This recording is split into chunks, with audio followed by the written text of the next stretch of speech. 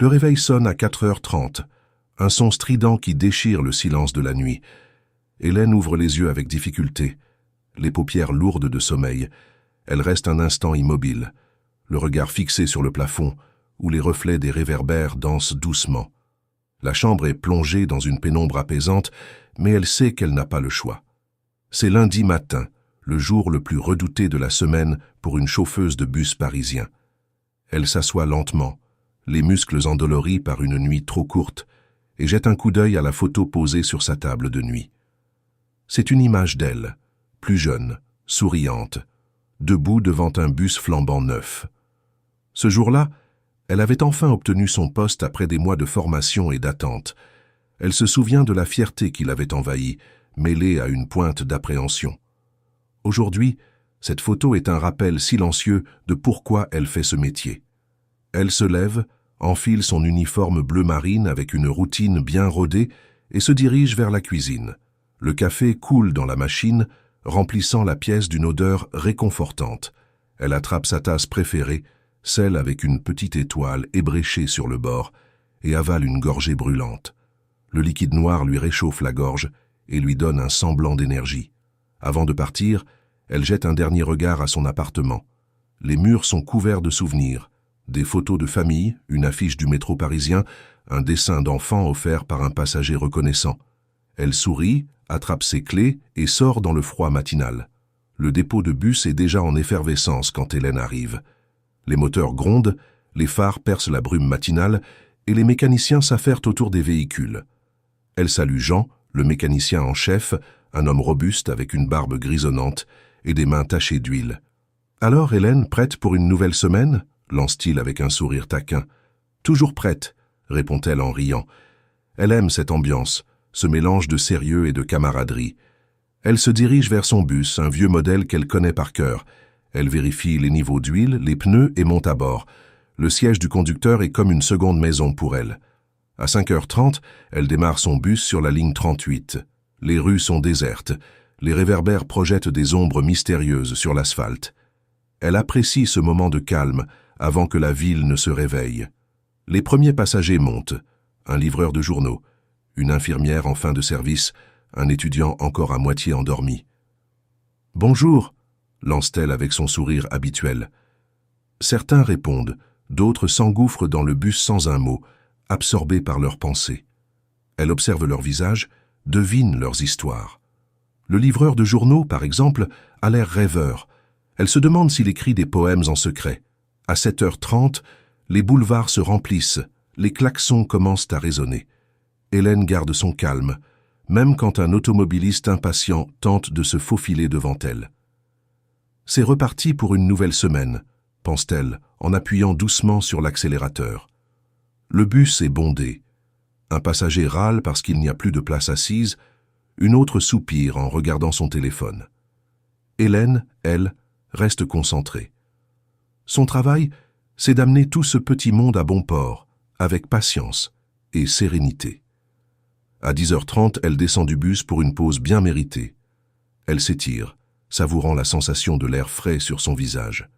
Elle se dirige vers le kiosque de Karim, un homme affable avec un sourire chaleureux. « Le café habituel, Hélène ?» demande-t-il en lui tendant une tasse fumante. « Toujours, Karim. Tu me connais trop bien. » Ils échangent quelques mots, parlant de tout et de rien.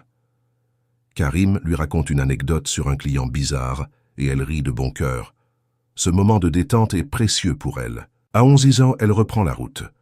Moins de passagers, mais plus de touristes. Certains hésitent sur leur trajet, d'autres demandent des conseils sur les quartiers à visiter. Elle répond avec plaisir, appréciant ces moments d'échange où son bus devient un lieu de passage et de découverte. À 12h30, Hélène gare son bus près de la brasserie chez Marcel, un petit établissement qu'elle fréquente depuis des années. C'est un endroit simple mais charmant, avec une façade en pierre vieillie et des volets verts un peu écaillés par le temps. La vitrine est décorée de guirlandes lumineuses et d'une ardoise où sont inscrits les plats du jour à la craie. En entrant, une clochette accrochée à la porte tinte doucement, annonçant son arrivée. Sophie est déjà installée à leur table préférée près de la fenêtre. Elle a les coudes posés sur la nappe à carreaux rouges et blancs et feuillette distraitement le menu, même si elle commande toujours la même chose. En voyant Hélène, elle lève les yeux et sourit. « Enfin, j'allais commencer sans toi. » Hélène s'assoit en soupirant de soulagement. « Désolé, il y avait un accident place de la Concorde. J'ai dû faire un détour par les quais. » Le serveur, un jeune homme timide qu'elles appellent affectueusement « Petit Louis », arrive avec un plateau. « Bonjour, mesdames. La salade niçoise pour Sophie et le croque-monsieur pour Hélène. C'est bien ça ?» Elles acquiescent en riant. Louis est toujours impressionné par leur régularité. Pendant qu'elles mangent, la conversation s'engage naturellement. Sophie raconte comment elle a dû gérer une dispute entre deux adolescents ce matin. Ils se battaient pour une place assise, tu imagines? J'ai cru qu'ils allaient en venir aux mains. Heureusement, une vieille dame leur a fait la morale. Elle leur a dit « À votre âge, on respecte les autres ». Ça les a calmés net. Hélène rit en coupant son croque-monsieur. C'est ça, Paris. Toujours des surprises. Elles parlent ensuite de leur projet. Sophie confie qu'elle pense à changer de ligne pour être plus proche de chez elle. Je suis fatiguée de me lever à 4 heures du matin. Et toi, Hélène, tu n'as jamais envie de faire autre chose? Hélène réfléchit un instant, jouant avec les miettes de pain sur son assiette. Parfois, oui. Mais j'aime ce métier. Je me sens utile, tu sais. Et puis, j'adore observer les gens. Chaque jour, c'est une nouvelle histoire. Sophie hoche la tête, compréhensive. C'est vrai. On est un peu les gardiennes de la ville. Leur pause touche à sa fin, mais elles prennent le temps de commander un café. Hélène regarde par la fenêtre les passants pressés qui marchent sur le trottoir d'en face. Elle se demande où ils vont, ce qu'ils font, quelles sont leurs histoires. C'est une pensée réconfortante, presque poétique. « Bon, allez, retour au travail », dit Hélène en se levant. « À demain si on se croise. » À 16h, le bus reprend sa route. L'après-midi est plus calme, mais les rues sont encore animées. Hélène passe devant des lieux qu'elle aime, le jardin du Luxembourg, où les enfants courent autour du bassin, et la Seine, qui miroite sous le soleil déclinant. Parfois, elle rêve de s'arrêter et de marcher sans but, mais la cadence du bus l'appelle. Les passagers sont différents maintenant. Les écoliers montent en groupe, riant et bavardant. Les employés pressés rentrent chez eux après une longue journée de travail.